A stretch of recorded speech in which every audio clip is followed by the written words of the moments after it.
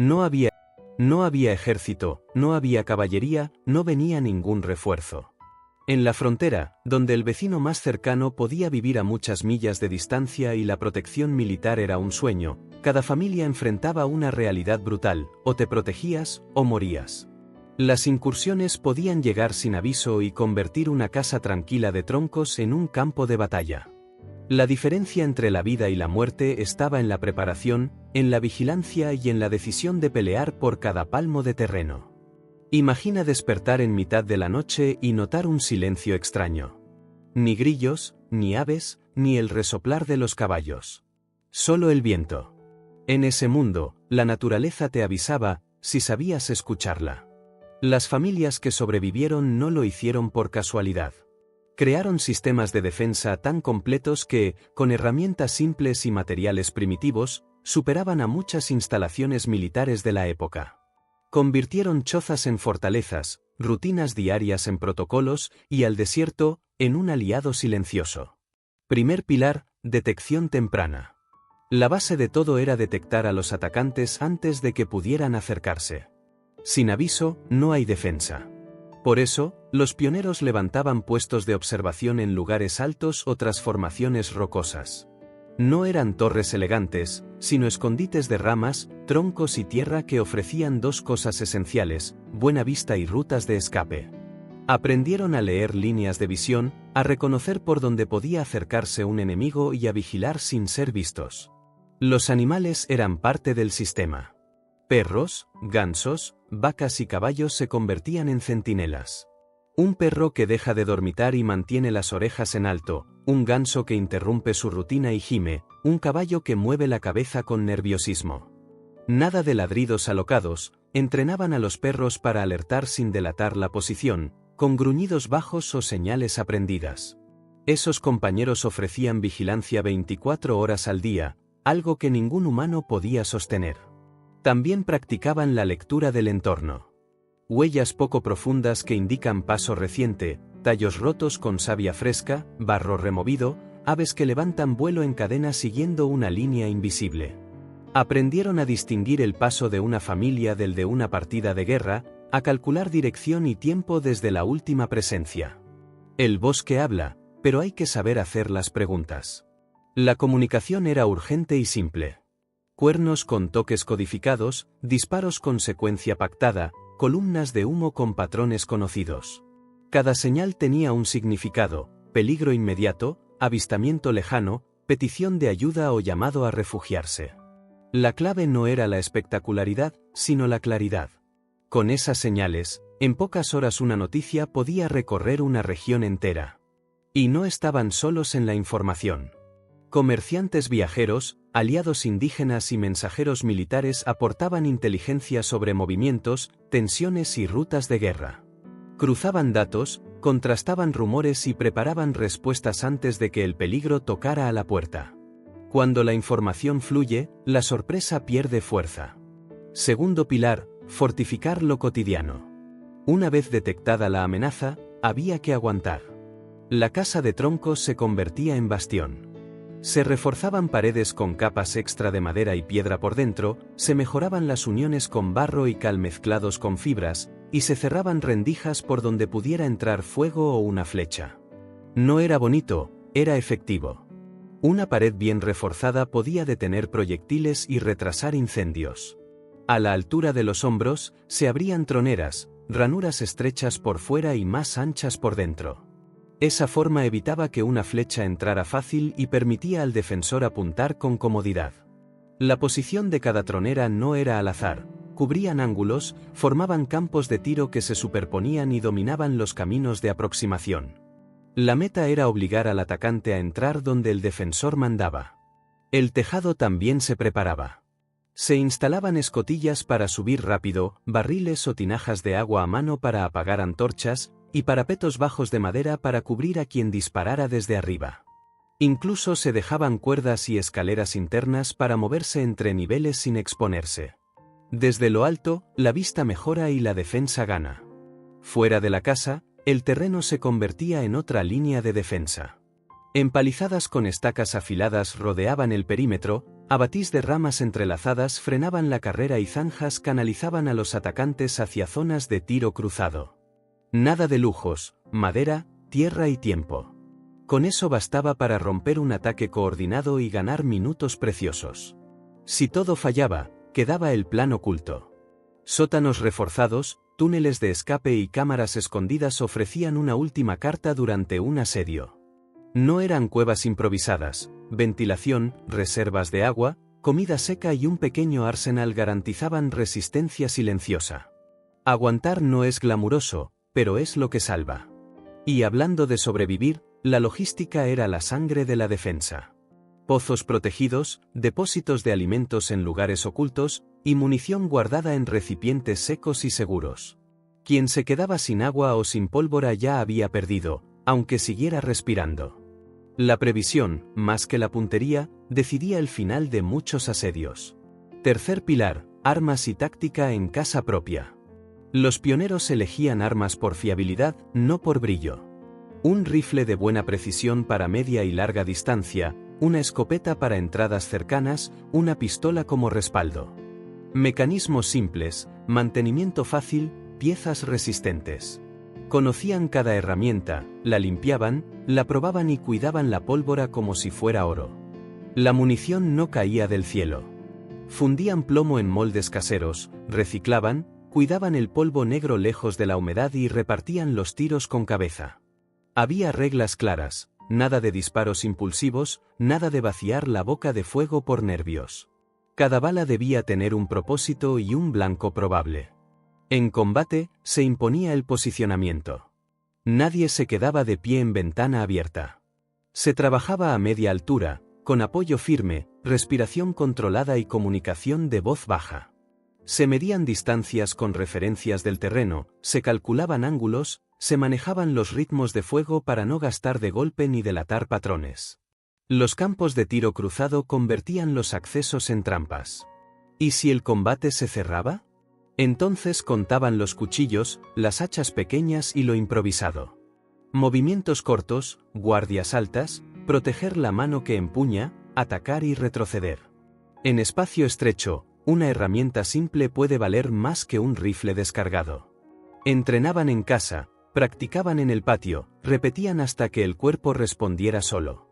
La guerra psicológica también era parte del plan. Falsas señales de más defensores, ruidos medidos, ventanas simuladas, sombras que se mueven para confundir. Hacer creer que hay más manos dentro, que la puntería es mejor, que la casa nunca duerme. El miedo es un arma silenciosa y barata. La noche exigía reglas aún más estrictas. Cero luces donde no toquen, telas oscuras sobre rendijas, pasos lentos, voces susurradas. Con poca visión, el oído manda, y un mueble que cruje puede delatarte. Aprendieron a moverse en silencio, a usar la oscuridad como capa, y a guardar la chispa del fogón para cuando el sol volviera. Cuarto pilar, comunidad que multiplica la fuerza. Una familia sola puede resistir un rato. Varias familias coordinadas pueden resistir meses. Firmaban pactos de ayuda mutua, señales comunes, respuesta automática ante alarmas, reparto de pólvora, alimentos y manos para reparar. La solidaridad no era discurso, era supervivencia pura. Los pueblos levantaban centros fortificados, una casa grande de troncos, un bloque de madera con troneras en cada lado, un corral dentro para el ganado y depósitos comunes. En momentos críticos, varias familias corrían allí y convertían el centro en un corazón que latía al ritmo del tambor del peligro. La inteligencia regional cerraba el círculo. Exploradores que iban y venían, rutas compartidas, notas en clave en lugares de paso, reuniones rápidas al amanecer. Saber antes, decidir bien, actuar juntos. Ese era el lema no escrito. Cuando un ataque terminaba, venía la recuperación. Evaluar daños, reconstruir mejor, corregir errores, reforzar donde antes hubo fisuras. La derrota no era final si enseñaba. Y la victoria no era excusa para bajar la guardia. Al final, lo que salvó a muchas familias no fue un golpe heroico, sino una cadena de decisiones correctas: detectar, fortificar, coordinar, resistir. Preparación, posición y sangre fría en los segundos que deciden todo. No había tribunales, no había apelaciones, no había segundas oportunidades. Había voluntad, ingenio y comunidad. Con eso, muchas casas de troncos se convirtieron en pequeños bastiones que desafiaron al desierto y a la guerra. No había tribunales, no había apelaciones, no había segundas oportunidades. Entre finales de la década de los 20 y los primeros años de la década de los 40, cientos de campamentos obos se extendieron por el país. Allí, hombres y mujeres sin trabajo ni techo crearon códigos de conducta tan duros como la vida que llevaban. No estaban escritos en papel. Estaban grabados en cicatrices, en silencios y en miradas que no se atreven a sostenerse mucho tiempo. Estos códigos nacieron de una idea simple y terrible: sin orden, todos mueren. Por eso, el castigo era el lenguaje. Un solo paso en falso podía costar la mano, la libertad o la vida. Quien vivió años en esos lugares aprendió a moverse como pez en agua turbia, hablar poco, compartir lo justo, obedecer a quien manda y no tentar la suerte. Hoy vamos a recorrer 5 reglas que definieron esa justicia sin ley. Lo haremos con la cautela que merecen las historias duras y sin recrearnos en el dolor, pero sin esconder su verdad. Lo importante no es el morbo, lo importante es entender cómo el miedo puede convertirse en estructura cuando todo lo demás se derrumba. Regla 1. No robarás, toca el hatillo de otro y perderás las manos. El robo era el pecado capital. En un mundo donde cada cuchara, cada trozo de tela y cada lata vacía podían significar comida o abrigo, quitar algo a otro era casi una sentencia de muerte para el robado. Por eso, el castigo buscaba algo más que reparar, buscaba disuadir. El proceso era rápido. Bastaba la acusación de un compañero y la palabra del jefe del campamento. No había jurado ni abogado.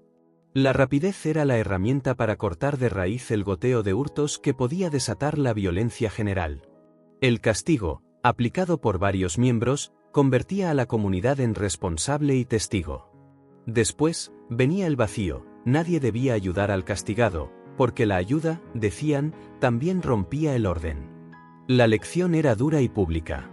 El resultado: el robo se volvía raro, no por bondad, sino por miedo. Más allá del dolor, lo peor era la condena social. Quien perdía la herramienta de trabajo o quedaba marcado ya no podía subirse con seguridad a un vagón, ni cargar leña, ni conseguir tareas temporales. Sin función, sin grupo y sin refugio, el camino se hacía muy corto. Regla 2. Respeto absoluto: desobedeces, cruzas el pasillo de golpes. El respeto sostenía la estructura. En cada campamento había un jefe, sus lugartenientes, un grupo de miembros de confianza, los regulares, y al final, los recién llegados. El mensaje era claro: si cuestionas en público, si desobedeces una orden directa o si te burlas de la jerarquía, pagarás. El castigo más temido era el pasillo: 2 filas de compañeros con palos, tubos o lo que hubiera a mano, y el acusado obligado a cruzar sin correr, sin cubrirse. Todos debían participar. ¿Por qué? Porque la responsabilidad compartida apaga las rebeliones. Si todos golpean, nadie se siente fuera del sistema. El daño físico era grave, sí, pero el verdadero objetivo era modelar conductas. Después de ver un pasillo, pocos se atrevían a levantar la voz. La consecuencia fue la creación de pequeños regímenes dentro de los campamentos. Mandos con poder discrecional, decisiones rápidas, castigos ejemplares. Democracia no había. Había orden. Y ese orden, aunque duro, mantenía a raya un caos que podía ser mortal. Regla 3. Jamás informes, hablas con la autoridad, te enfrentas al peor castigo. Cooperar con policías o guardias ferroviarios era, a ojos del campamento, la traición suprema. Bastaba con avisar de una redada, con señalar a un compañero o con llevar noticias hacia afuera. La vigilancia era continua, miraban ausencias raras, dinero nuevo sin explicación, amistades con extraños. Cuando el rumor tomaba cuerpo, se reunía el grupo y el jefe decidía. El castigo se diseñaba para producir pánico en los demás. No vamos a describir con crudeza cada método, basta con decir que buscaban que el miedo se grabara en todos los presentes. La frase que corría de boca en boca era sencilla: nadie habla, nadie delata. Así se blindaban frente a redadas y detenciones masivas. Además, había un componente de culpa compartida: todos debían presenciar la ejecución del castigo. De ese modo, nadie podía decir «yo no sabía» si algún día llegaban preguntas.